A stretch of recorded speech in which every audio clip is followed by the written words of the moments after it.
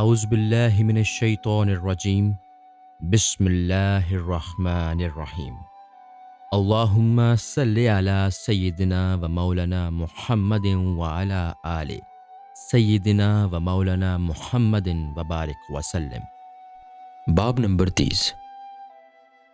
حضرت سری ستر رحمۃ اللہ علیہ کے حالات و مناقب۔ تعارف: آپ اہل کمال میں پہلے فرد ہیں جنہوں نے بغداد میں حقائق و توحید کی بنیاد ڈالی۔ آپ معروف کرخی سے بیعت اور حضرت جنید بغدادی کے ماموں تھے۔ اس کے علاوہ حبیب رائی سے بھی شرف نیاز حاصل رہا۔ حالات: ابتدائی دور میں آپ ایک دکان میں سکونت پذیر رہے اور اسی میں ایک پردہ ڈال کر 1000 نوافل روزانہ پڑھا کرتے تھے۔ اسی دوران ایک شخص کوہ لگام سے حاضر ہوا اور پردہ اٹھا کر سلام کے بعد عرض کیا کہ کوہ لگام کے فلاں بزرگ نے آپ کو سلام کہا ہے۔ آپ نے سلام کا جواب دے کر فرمایا کہ مخلوق سے منقطع ہو کر عبادت کرنا مردوں کا کام ہے اور زندہ وہ ہیں جو مخلوق سے وابستہ رہ کر یاد الہی کرتے ہیں۔ آپ تجارت میں 10 دینار پر صرف نصف دینار نفع لیا کرتے تھے۔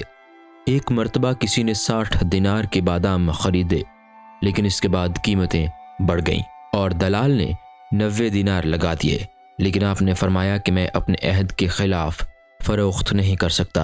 ابتدا میں آپ سخت فروشی کرتے تھے اور سخت فروش اسے کہتے ہیں جو گرے پڑے پھل فروخت کرتا ہے۔ اسی دوران بغداد کے بازار میں آگ لگی، لیکن آپ کی دکان محفوظ رہ گئی اور آپ نے بطور شکرانے کے دکان کا تمام مال صدقہ کر دیا۔ ایک مرتبہ لوگوں نے سوال کیا کہ آپ کو یہ مراتب کیسے حاصل ہوئے؟ فرمایا کہ ایک مرتبہ حبیب رائی میری دکان پر تشریف لائے اور ایک یتیم بچہ بھی ان کے ہمراہ تھا۔ انہوں نے فرمایا کہ اس بچے کو کپڑے دلوا دو، اور جب میں نے تعمیل کر دی تو آپ نے دعا دی کہ اللہ تعالیٰ تمہیں وہ مراتب عطا کرے کہ تم دنیا کو اپنا غنیم تصور کرنے لگو۔ چنانچہ اس دن خدا نے مجھے عظیم مراتب سے نوازا۔ ارشادات: آپ فرمایا کرتے تھے کہ 40 سال سے میرے نفس کو شہد کی خواہش ہے، لیکن آج تک میں نے اس کی خواہش پوری نہیں کی۔ پھر فرمایا کہ میں ہر یوم اس لیے آئینہ دیکھتا ہوں کہ شاید معصیت کی وجہ سے میرا چہرہ سیاہ نہ ہو گیا ہو۔ فرمایا کہ کاش پورے عالم کے آلام مجھے مل جاتے تاکہ تمام لوگوں کو غموں سے رہائی حاصل ہو جاتی۔ فرمایا کہ جب کسی مسلمان کے سامنے داڑھی میں خلال کرتا ہوں تو ڈرتا ہوں تو کہیں منافقین میں میرا شمار نہ ہو جائے۔ ظاہر پرستی: آپ بہت منہ بنا کر سلام کا جواب دیا کرتے تھے، اور جب وجہ پوچھی گئی تو فرمایا کہ حدیث شریف میں ہے کہ جو کسی کو سلام کرتا ہے اس پر خدا کی طرف سے 100 رحمتیں نازل ہوتی ہیں، جس میں سے 90 رحمتیں اس کو ملتی ہیں جو دونوں میں سے خندہ پیشانی سے پیش آتا ہے۔ لہٰذا میں منہ بنا کر اس لیے جواب دیتا ہوں کہ مجھ سے زائد رحمتیں سلام کرنے والے کو حاصل ہو جائیں۔ آپ نے حضرت یعقوب علیہ السلام سے خواب میں پوچھا کہ جب آپ خدا سے محبت کرتے تھے تو حضرت یوسف علیہ السلام کی محبت کیوں تھی؟ اسی وقت ندائے غیبی آئی کہ اے سری پاس ادب ملحوظ رہے۔ پھر اس کے بعد جب آپ کو خواب میں حسن یوسف سے دوچار کیا گیا تو چیخیں مار کر 13 یوم غشی کی حالت میں پڑے رہے، اور ہوش آنے کے بعد یہ ندا آئی کہ جو ہمارے محبوبوں سے گستاخی کرتا ہے اس کا یہی انجام ہوتا ہے۔ کسی خدا رسیدہ سے آپ کا نام پوچھا تو فرمایا کہ ہو۔ پھر سوال کیا کہ کھاتے پیتے کیا ہیں؟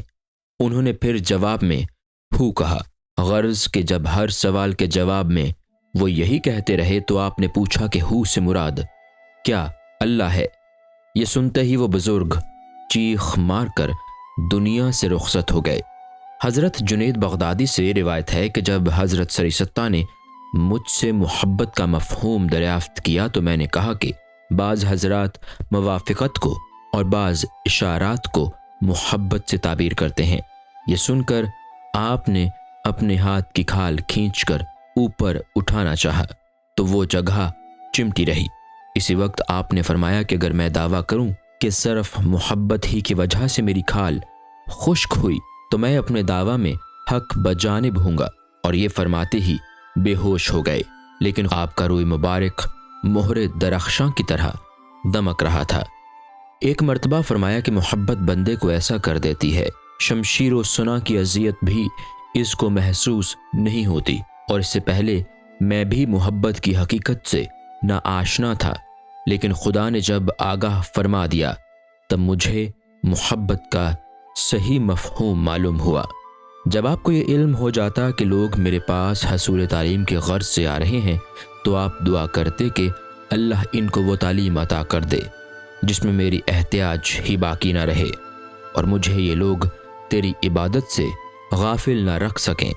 ایک شخص مکمل 30 سال میں عبادات و مجاہدات میں سرگرم عمل تھا، اور لوگوں نے جب اس سے پوچھا کہ تمہیں یہ درجہ کیسے ملا تو جواب دیا کہ میں نے ایک روز حضرت سری سکتہ کے دروازے پر جب انہیں آواز دی تو پوچھا کہ کون ہے؟ میں نے عرض کیا کہ آپ کا ایک شناسا۔ یہ سن کر آپ نے یہ دعا دی کہ اے اللہ، اس کو ایسا بنا دے کہ تیرے سوا کسی سے شناسائی نہ رہے۔ چنانچہ اسی دن سے مجھے مراتب حاصل ہونے شروع ہو گئے اور آج اس درجہ تک پہنچ گیا ہوں۔ ایک مرتبہ دوران واعظ مصاحب کا نائب احمد بن یزید بڑے طزق و احتشام کے ساتھ مجلس واعظ میں آ پہنچا، اور اس وقت آپ کے واعظ کا یہ موضوع تھا کہ مخلوقات میں کوئی مخلوق بھی انسان سے کمزور نہیں، لیکن اس کے باوجود بھی انسان بڑے بڑے گناہ کا ارتکاب کرتا رہتا ہے۔ اس تقریر کا احمد بن یزید پر ایسا اثر ہوا کہ گھر پہنچ کر بنا کھائے پیے پوری رات عبادت میں مشغول رہا، اور صبح کو مستربانہ طور پر فقیرانہ لباس میں آپ کے پاس حاضر ہوا اور عرض کیا کہ آپ کے بیان سے کل جو میرے اوپر تاثر قائم ہوا ہے وہ بیان سے باہر ہے، اور حب دنیا سے نجات حاصل کر کے گوشہ نشینی کا رجحان پیدا ہو گیا ہے، لہٰذا آپ راہ طریقت کی تعلیم سے آراستہ فرما دیں۔ آپ نے فرمایا کہ عام تعلیم تو یہ ہے کہ پنجگانہ نماز ادا کرتے ہوئے احکام شرعیہ کی پابندی کرو، اور سلوک کی خاص تعلیم یہ ہے کہ دنیا کو خیر آباد کہہ کر اس طرح مصروف عبادت ہو جاؤ کہ خدا کے سوا کسی سے کچھ طلب نہ کرو، اور اگر کوئی شے دینا بھی چاہے جب بھی مت لو۔ یہ سن کر احمد بن یزید نحیف و نزار نامعلوم سمت کی طرف روانہ ہو گئے، اور کچھ عرصہ کے بعد ان کی والدہ روتی پیٹتی آپ کے پاس پہنچی اور عرض کیا کہ میرا تو ایک ہی بچہ تھا اور وہ بھی آپ کی صحبت میں دیوانہ ہو کر نہ جانے کہاں چلا گیا۔ آپ نے تسلی دیتے ہوئے فرمایا کہ جب وہ آ جائے تو میں تمہیں مطلع کر دوں گا۔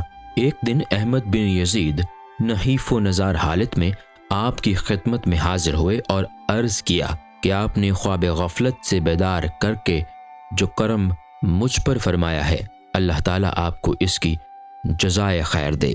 دریں اثنا احمد بن یزید کی والدہ اور بیوی بچے بھی آ گئے اور ان کی زبوں حالی دیکھ کر لپٹ کر رونے لگے، اور ان کے ساتھ ساتھ اہل مجلس پر بھی گریہ طاری ہو گیا۔ پھر والدہ اور بیوی نے جب گھر چلنے پر اصرار کیا تو انکار کر دیا، جس پر بیوی نے کہا کہ اپنے بچے کو بھی ہمراہ رکھو۔ چنانچہ آپ نے اس کا لباس اتار کر کمبل اڑا دیا اور ہاتھ میں زنبیل دے کر ساتھ چلنے کے لیے کہا، تو ماں سے بچے کا یہ حال نہیں دیکھا گیا اور اس کو ساتھ نہیں جانے دیا۔ پھر برسوں کے بعد حضرت سری سے کسی نے آ کر عرض کیا کہ مجھ کو احمد بن یزید نے یہ پیغام دے کر بھیجا ہے، میری موت قریب ہے، اگر آپ قدم رنج فرمائیں تو بہتر ہوگا۔ اور جب آپ وہاں پہنچے تو دیکھا کہ وہ قبرستان میں مٹی کے ڈھیر پر پڑے آہستہ آہستہ یہ کہہ رہے ہیں، لمثل ھذا فلیعمل عالمون۔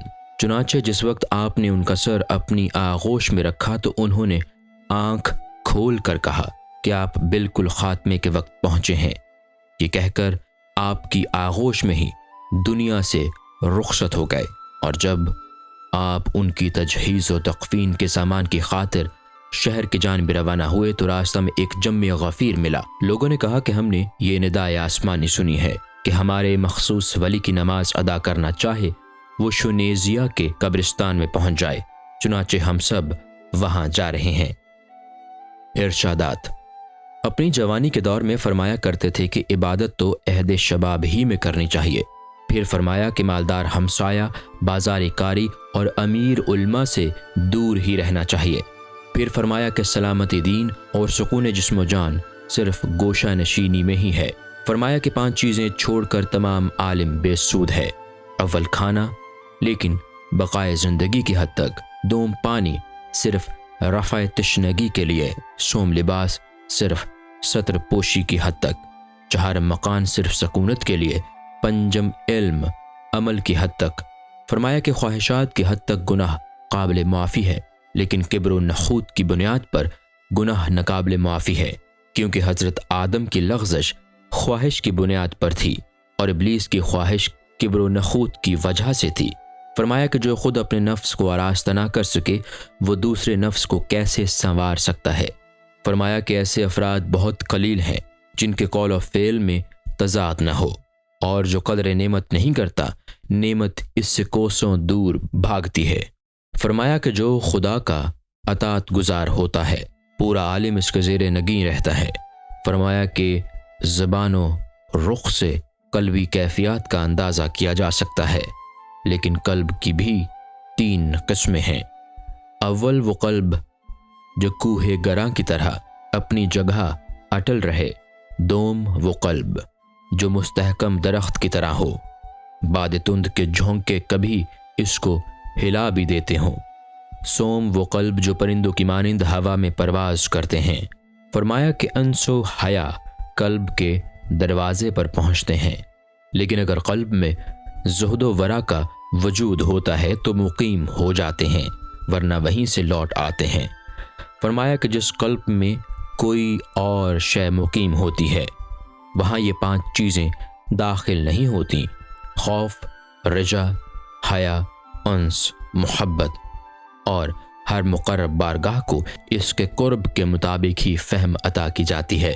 فرمایا کہ رموز قرآنی کی تفہیم کے لیے غور و فکر کرنے والا ہی سب سے زیادہ دانشمند ہے۔ فرمایا کہ محشر میں امتوں کو انبیاء کرام کی جانب سے ندا دی جائے گی، لیکن اولیاء کرام کو خدا کی جانب سے پکارا جائے گا۔ فرمایا کہ عارفین کا بلند مقام شوق ہے، اور عارف وہ ہے جو کم کھائے، کم سوئے اور کم آرام کرے، اور عارف مہر تاباں کی مانند سب کو منور کرتا ہے، اور زمین کی طرح ہر شے کا بار سنبھالے رکھتا ہے، آگ کی طرح سب کو راستہ دکھاتا ہے، اور پانی کی طرح قلوب کو حیات تازہ دے کر سیراب کرتا رہتا ہے۔ فرمایا کہ مخلوق سے کچھ نہ طلب کرتے ہوئے دنیا سے متنف رہنے کا نام زہد ہے۔